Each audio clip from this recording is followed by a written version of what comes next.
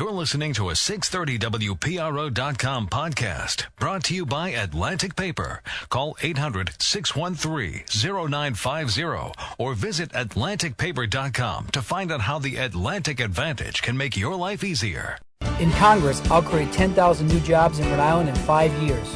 Together, we'll make jobs a reality for our children and for theirs. Yeah, well, the race is on. Brendan Doherty is the Republican candidate for Congress. All right, well, there's his bid. How many are you going to create? How many jobs are you going to create? How are you, Dan? Thanks for having me. I'm going to create as many jobs as I can because, but I have to make a point that congressmen don't create jobs. Oh, wait a second. Hold on a second here.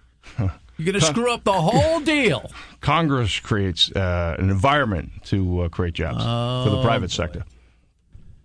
And now you're going to tell me that he doesn't have 991,000 followers either on Twitter? I just got this email. Check this out. For the record, many people have approached Anthony Gemma about his fake followers. There's been articles written on the bots. Is that a word I can say on the radio? I hope so. That automatically follow him. If you go through his followers, many of them don't have pictures or not in English. And according to his cloud score, he has approximately 15,000 that are real. Oh, God. I'm not got a lot of numbers. Welcome, Colonel. Good to see you. Good to see you, Dan. I mean, you got some nerve suggesting that Congress does not directly create jobs. That's awful counterintuitive to the way the campaign has been going. And by the way, do you have to come in looking so dapper on the webcam? I got a golf shirt on today. Do you have to? You look better in a golf shirt than I look in a suit. So, yeah, please, right.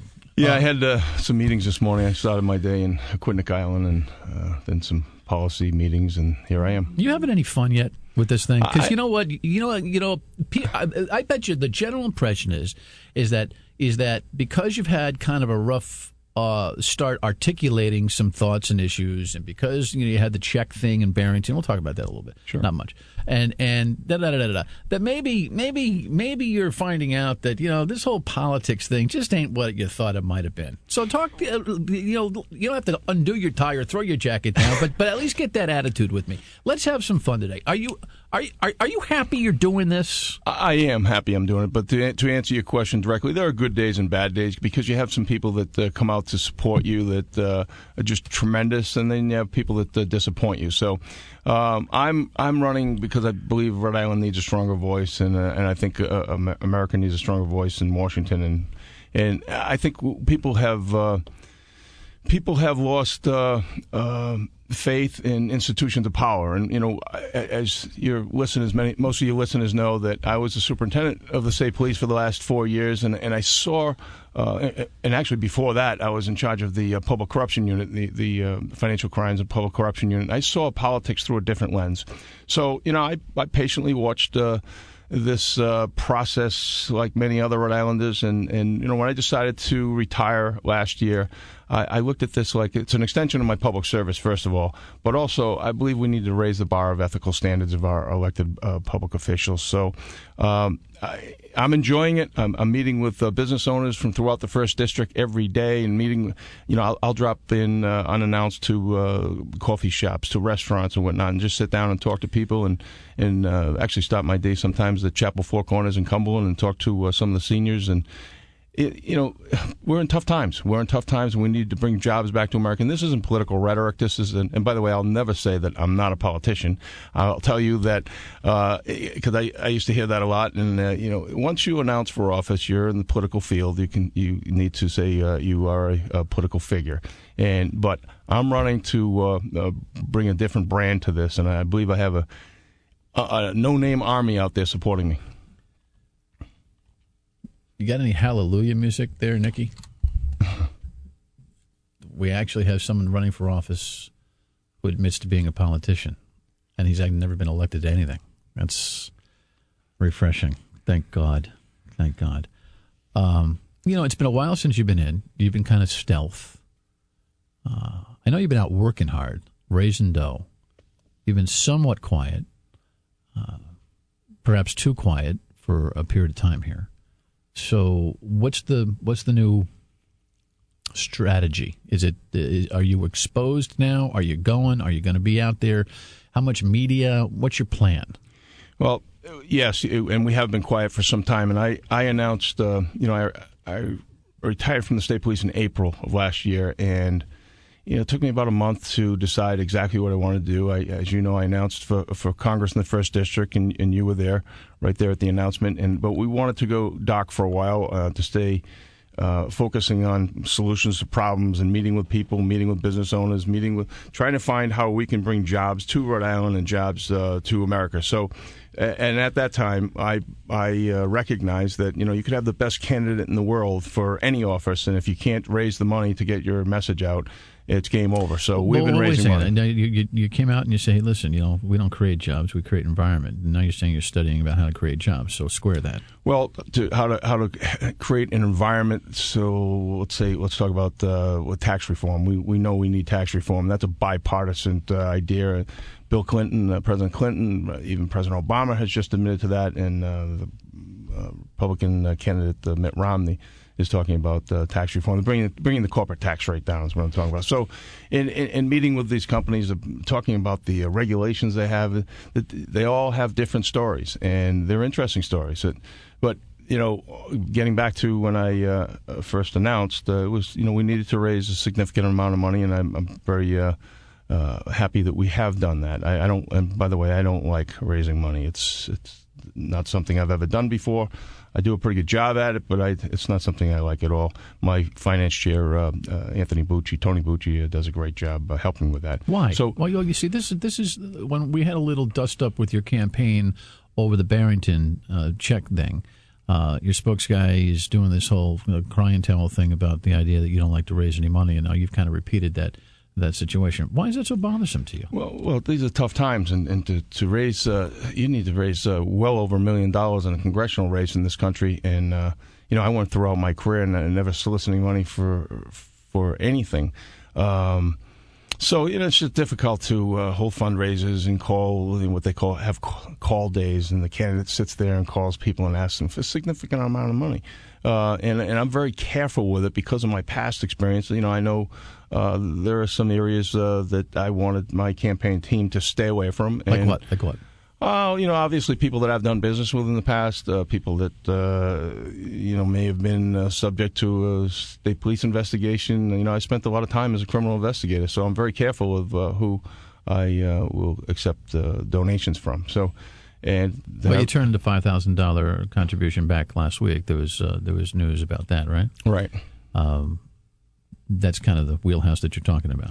Yes, and it's unfortunate that, but I'm a different candidate. There are other candidates that could say, "Oh, I don't know anything about that. I didn't know anything about this guy's investigation." But I happen to know quite a bit about what's happening in Rhode Island and have for the last 25 years. So it's a little more difficult for me. But we've done a great job. We've raised about $800,000, and the burn rate is starting to increase a little bit because we're starting to ramp it up now. We're opening our headquarters. What do you mean by burn rate? The bills you have to pay for signage and for in other words, you got to spend some of that personnel. You're spending some, right? So we've got somewhere around $550,000 in the bank. This whole discomfort with raising money, though, I think we get what you're saying, but the thing is that political contributions are an exercise of the First Amendment. They are the gasoline that runs politics, unfortunately. And while there's all sorts of ideas and reform on that, it is what it is, and it is the tool, and it is in many ways. And I don't think people really realize this. I mean, they know it instinctively, but they don't really know how to articulate it. It is an exercise of free speech, right? So if you're looking at it in that context, it seems to me that it gets a little bit easier. The transition you made from public service and law enforcement over all those years, jumping into politics, they are different worlds. Exactly. Completely. Absolutely different worlds. And I'm not sure you got that when you decided to leap in, but maybe you're actually getting it now, huh? Well, you get some different reminders about it. Then, the business that I just stepped away from for 28 years is being a criminal investigator and then superintendent of the state police and running the Department of Public Safety as Public Safety Commissioner. Those have a whole different set of challenges, and that's a tough world.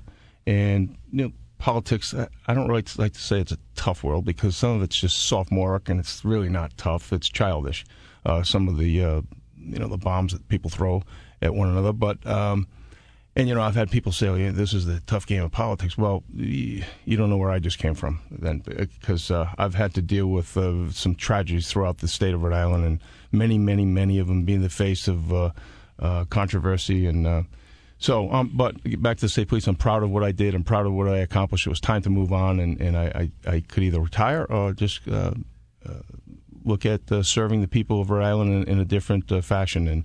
And I looked at running for Congress as an extension of my public service. Former Superintendent of the State Police, Colonel Brendan Doherty, is in studio. He is the Republican candidate for Congress.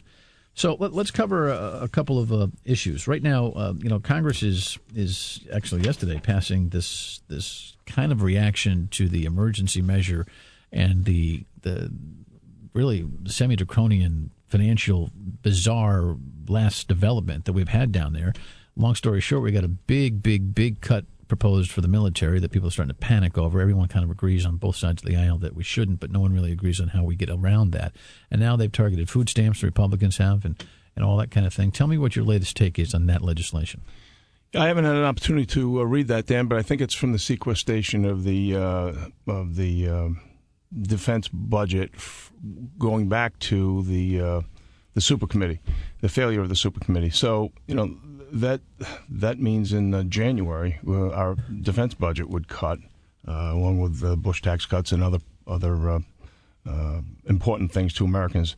So I if I'm not mistaken, they attached that to pay for it through welfare. Correct? Yeah, I mean, in part. Right. But it's everything here is got to do with. I mean, there's a kind of an intent for social programming to be the expense that saves the military programming. Right. I think that's a broad generalization, but it's kind of where the bill is going. Yeah. So I'd need to read more of the bill, but I can tell you from my experience, there are some social programs that we have in this country that some people are gaming the system. And I talk a lot about SSDI and SSI and even the welfare program. You have people gaming the system. So we need to cut back on the gaming of these systems and how much can we... I don't think, who wants to see the system gamed? I mean, even bleeding heart liberals don't want to see the system gamed. So, so it seems a little almost far. I don't think there's anybody listening to this broadcast who believes that anybody elected to Congress can start an effort to stop the system from being gamed.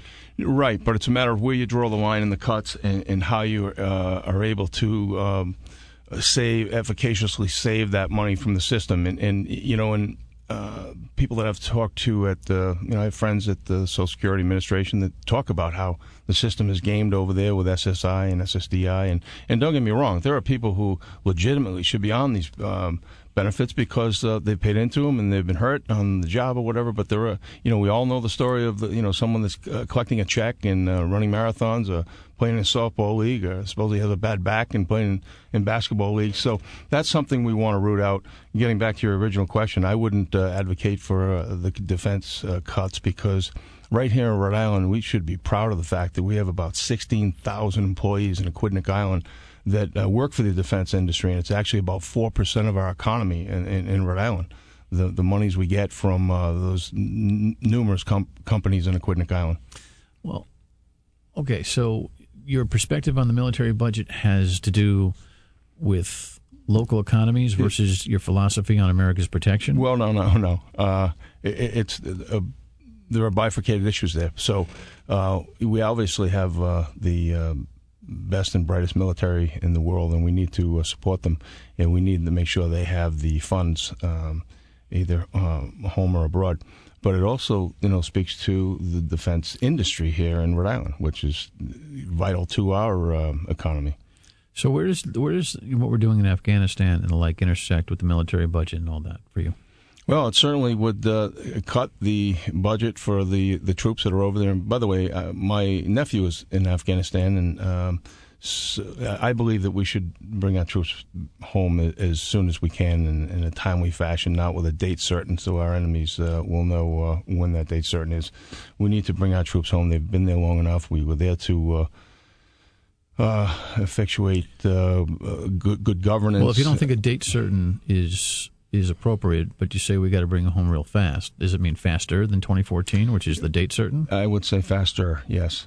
But, well, so what's happened? The president put a line out there for a date, and you're saying let's go faster. So what's the difference between what he's saying and what you're saying in terms of enemy security? Well, because some will tell you that, first of all, I truly believe we need to listen to our military leaders and allow them to have a strong voice in that. But we know that we were there to help strengthen the governance and the Karzai government. And some of those duties have gone over to Afghanistan and have been passed on to the Karzai government. So I believe it's, we could be there for 10 more years, Dan, and never get any further than where we are right now. So I just believe we've been there long enough, and it's time to bring our hardworking our troops home. Brendan Doherty is in studio. You know him as the former colonel. I still call him colonel. I always call him colonel. The state police superintendent, former superintendent of the state police, running for Congress. I wanted him to run for governor. He didn't listen to me, so we just keep going with that. But the U.S. Chamber of Commerce now has thrown the first play into the mix here with an ad campaign with 17 House races and 4 Senate races being advocated. There's only one Democratic candidate that they're advocating for here. And, of course, when PAC money is spent and Super PAC money is spent, they always have to ask a question, So here's how it goes. Rhode Island is hurting. Brendan Doherty wants to get Rhode Island back on track. This lawman has a plan. Lower the tax burden on Rhode Island businesses, creating opportunity and growth. Repair and rebuild our crumbling infrastructure to support Rhode Island's economy and reduce the nation's debt to make America more competitive. Call Brendan Doherty. Tell him to keep supporting a common-sense approach to bring jobs back to Rhode Island. Paid for by the U.S. Chamber of Commerce. 100 years standing up for American enterprise. What's your gut take on that? Well, actually, I'm flattered to have the support of the United States Chamber of Commerce. It was somewhat serendipitous because I got the call, I think, on Wednesday that they would actually be running a commercial. And your listeners should know that these independent expenditures are separate and apart from a political campaign, so I couldn't have anything to do with it. I couldn't even, actually, they have to tell us after they produce their ads, so I knew nothing about it, and I haven't seen it yet on television, but I've heard it. Is it accurate? Well, I'm absolutely for job growth and absolutely trying to help the economy. I don't know who isn't for job growth. These ads just touch concepts. We were giving Anthony Gemma a hard time about promising 10,000 jobs, and the obvious question is, oh, yeah? Any chance you can let us know how? But they're just trying to set a scene. They do depict you, and they've got a graphic that says this lawman has a plan, and you're in full state police dress. You comfortable with that? Well, it's a great question, Dan, because that's something that even before I announced that I was running, I realized would become somewhat of an obstacle for me because I've always been non-political while I was superintendent of the state police and while I was in the state police in any capacity because we have to you could never be, especially in a small state like this, and I believe the most of our citizens realize the state police at times is the last bastion of ethical hope in some of these political investigations. And, I realized that, okay, if I run for office, my whole life was the state police. So that's my record. So if someone wanted to attack me, they're going to have to look at my record in the state police, which I'm very proud of. But the flip side of that is, what can I say about my background? And I can't wave the state police flag. It will come up because imagery is important, right? So they use a picture of you in uniform. You can't help that they're doing that because they're using their own creative. That's their call. Right. Will you? Well, I haven't put together an ad yet, and we have a team out of Washington that will draw our ads. And I think you're late, but go ahead. Yeah, all right. Maybe being done now. So I don't know. That's my background. That's I'm certainly not going to have 10 or 15 pictures on a commercial and all of them where I'm in uniform. But I was the superintendent of the state police. I'm proud of that, but I'm not going to exploit the state police uniform in this campaign because it's not about the state police. Well, I would think that an introduction ad, which is most likely what you're going to be doing off the top, will probably do a lot of that kind of scene setting, and there'll be pictures of your career. But it's going to be a very, very careful, deft exercise as you go through. But I've said here on the air, so I might as well not avoid this with you. I think you've missed an opportunity so far not to be up on the air right now, because both Anthony Gemma and David Cicilline are going to pigeonhole you into an anti-senior, take away your Medicaid, Medicare, and Social Security villain. Doesn't matter if it's true or not. It's the game plan. It's the playbook. It's going to happen. And I don't know why you're sitting on all this dough when you've got the opportunity to, before those two guys start kicking 11 daylights out of each other, to actually get up and say, by the way, I'm Brendan Doherty. Here's what I'll never do. Here's who I am, but here's what I'll never do. I hope you're not going to get stuck with these same Washington, smart guys who think that they know the template, which is let's introduce you with broad shoulders and state police uniform, and we'll do that, and then let's be careful about what we say about issues, and then blah blah blah, and we'll respond when we're hit, and that, it's all these guys nauseate me with their alleged expertise. Me too. Let me just say this about that. I will never abandon my guiding principles, and as it relates to your comments about some political strategists, I've been told how I should walk, how I should talk, that was in the first month of announcing, and I basically said, look, I am what I am, and I'm going to be Brendan Doherty, and hopefully people will understand I'm a citizen, just running as a citizen representative. So I'm not being influenced greatly by those consultants, but they do have a strategy, and we are looking at those ads that you're talking about now to get the message out a little bit stronger. This. I mean, you know what the playbook's going to be. Well, Gemma and or Cicilline are going to hit you with the stuff that's going to scare the panties off the seniors. That's what it's all about. Well, but Anthony needs to be reminded that he does have a primary, and that's going to be ramping up pretty soon for him. Anthony's convinced that I understand. Anthony's convinced that Cicilline is still going to drop out of this race. I don't know what kind of dream he's got and what movie in his head is going on. Well, that's something they have to work out, and I'm just focusing on Brendan Doherty's campaign. But when you mentioned the seniors, I'm very comfortable with the seniors and where I stand with them and my reception with them, how I'm received. I've been on a senior tour, if you will. We're going to the senior high-rises and assisted living, and And what are you telling them? I'm just telling them how I spent my career trying to keep Rhode Islanders safe, and I talk about wanting to go to Washington for a variety of reasons. Obviously, to bring jobs to America, jobs to Rhode Island, but also to keep America safe. I talk about our borders, and I talk about. I'll tell you, a lot of the seniors want to ask questions about being scammed online and whatnot, and those are programs that I had put together. But as it relates to Social Security, in my view, we've made a social contract with our seniors as it relates to Social Security, and our seniors should be safe. They shouldn't even have to worry about it, and they shouldn't have to worry about this political rhetoric that they get from the other side saying that there's a new candidate that wants to take it away from you. By the way, my mom is in an assisted living in Cumberland, and she's 85 years old, and she survived a bad car accident a couple of years ago, and she relies on Social Security. So, and by the way, she also received a letter recently that there's a candidate in the race that wants to take her Social Security away. Well,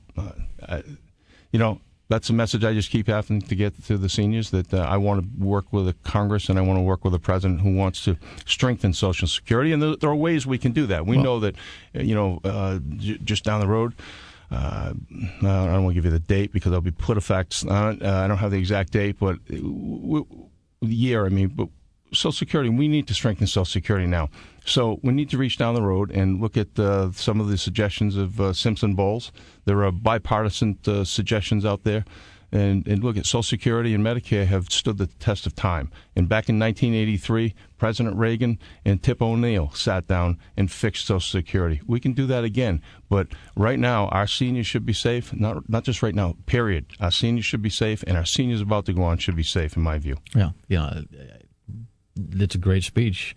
I wish the Dan Yorke show, went into every home every day, all day long, but it doesn't. And, the media buys that you have, I would think right now ought to, the only reason I'm offering you unsolicited advice is because I've made the analysis here on the broadcast, which is why, I mean, you've got ample dough. And action begets action, because these guys are going to fight each other, and then they're going to turn on you, and you'll have 7 weeks to confirm to the seniors that you're not going to do what they've been saying that you're going to do. Well, by the way, a lot of seniors do listen to your show here, and I'm just going to continue going around the 1st District and talking to the seniors. I'm really flattered by the way I'm received by them. And yes, we have a strategy, and we'll be rolling it out pretty soon. Like I said, we're ramping it up. We will open our headquarters tomorrow on 225 Newman Avenue in East Providence. That's at 9 a.m., and we have an army of volunteers that will be going around house to house, handing out literature, and also, if I can, I'll mention our webpage, which I thought was going to be a new webpage, which I thought would be active today, but I'm told it might not be until tomorrow, and that's www.dohertyforcongress.com. All right, why don't we take a couple of calls, and then I got kind of a different kind of question for you before we're done. Joe, you're on WPRO 99.7 FM with Brendan Doherty running for Congress. Hello. How you doing, Dan? Hey, Joe.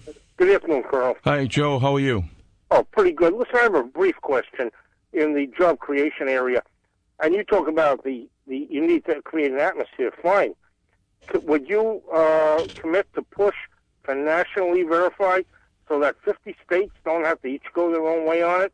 And we can have a national policy on that one thing, because that will free up jobs for American citizens and permanent residents, and it will also allow ICE to put all their concentration on the really nefarious people here who are, alien criminal gangs.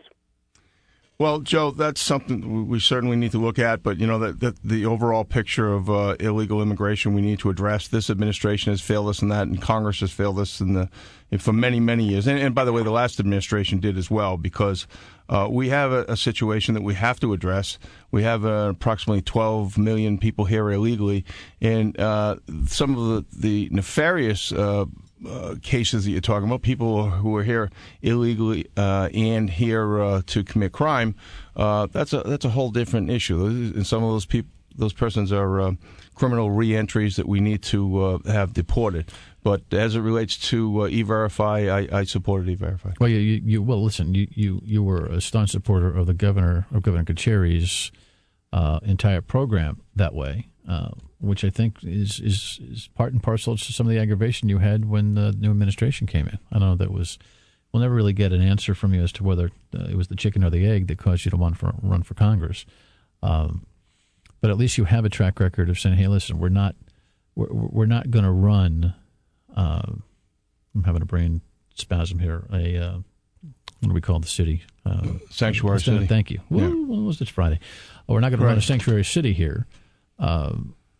But pretty soon you're going to have to figure out exactly what you want to say about immigration. Not just say we all got to get together. You got to say exactly what you want to do. I know exactly what we should do. We need to address it, and I can talk about it on this show if you want. But going back to give me the 30-second bullet points on that. We're going back to about 4 years ago. I don't know if I have time here, but let me see. The state police arrested numerous people at the Department of Motor Vehicles for producing fake IDs, and obviously to thwart police efforts. And in that press conference, I was asked what the message was, and my message was that Rhode Island will not be a sanctuary state while I'm superintendent of the state police.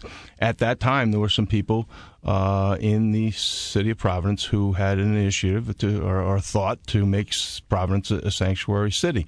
And as you recall, the Providence police were working very, very hard, but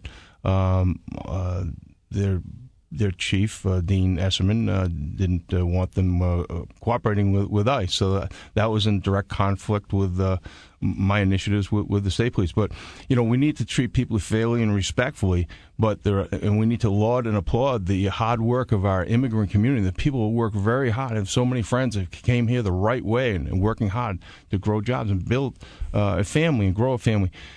But there are people who came here illegally for nefarious reasons, and those are the people that I focused on throughout my career, people that are illegal reentries, people who were arrested, or incarcerated, deported, and then back again.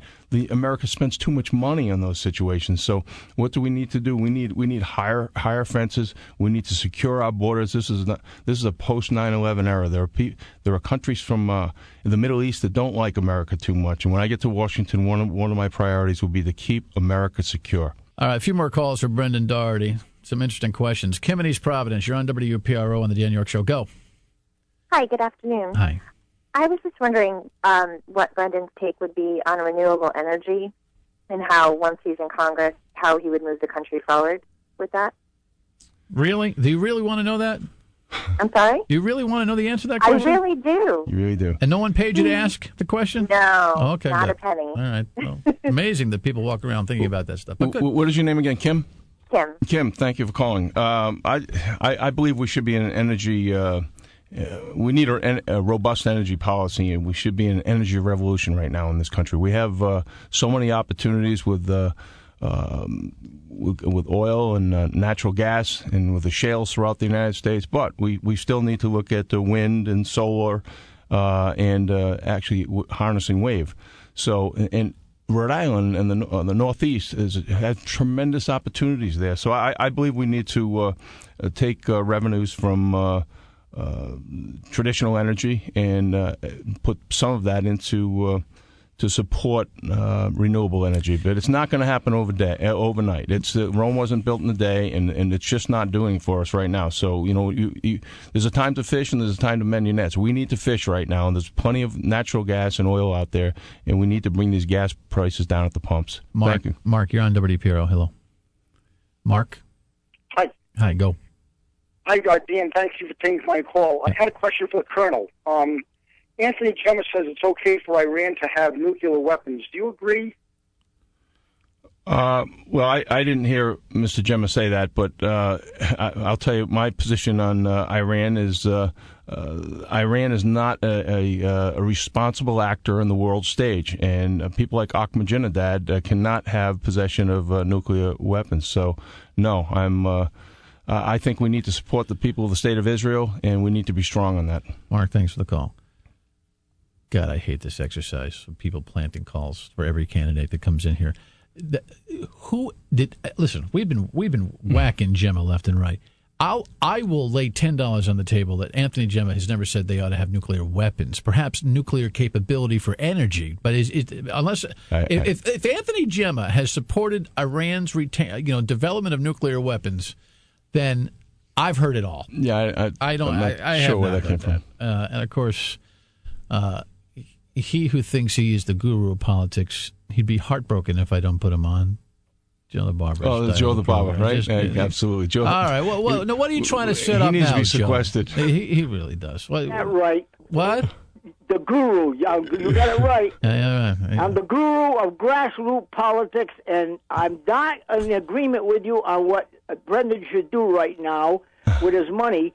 I agree with what Brendan's doing right now, and my question has a relationship to that, and it tells the story of what he should be doing. Brendan, up until now, which you still have months to go, approximately how many voters in the 1st District have you shook hands with and actually met?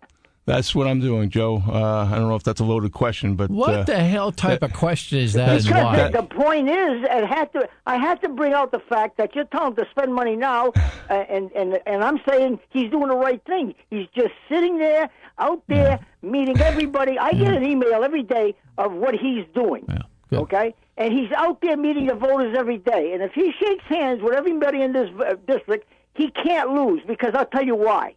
He has an A1 reputation, number one. The person he's going to run against. You know what? I'm going to keep you over, because you and I are going to have a little conversation. But let me ask you this: are you with this guy? Let's put it this way. Yeah, I have not come out for anybody. Hold on, put him on hold. He's for sale. He's for sale. So you're for sale. Yeah, I'll get you after the 2:00 news. I ran out of time to ask you some creative questions, but I'm hoping you're going to be more on the circuit, right? Yes, I will be. And thank you very much for having me here. I want to extend a happy Mother's Day to our mothers out there for Sunday. All right. And when's your office opening? Tomorrow morning, 9:00, and that's it. We're ramping up. All right. Brendan Doherty. Thanks, Dan. Congress, you bet.